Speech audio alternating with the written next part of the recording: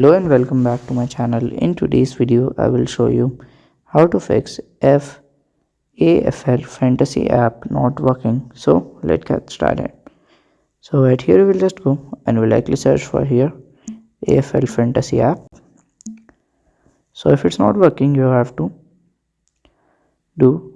solve it. So the first solution is to go right here, click on this button then you have to scroll down, go to storage, clear the data, then open it again. If it's worked, then good. If it's not, you have to go to google.com and search for here and install the latest version of the app, and it should work. So if it's not work, after then you have to reinstall it. So reinstallation is easy. You have to go to here, click on this, click on install button, click on OK, and it will work. So if it's work, then it's fine. If it's not work, you can do it again. So if you find this video helpful, make sure to like, subscribe and share the video. Thank you for watching.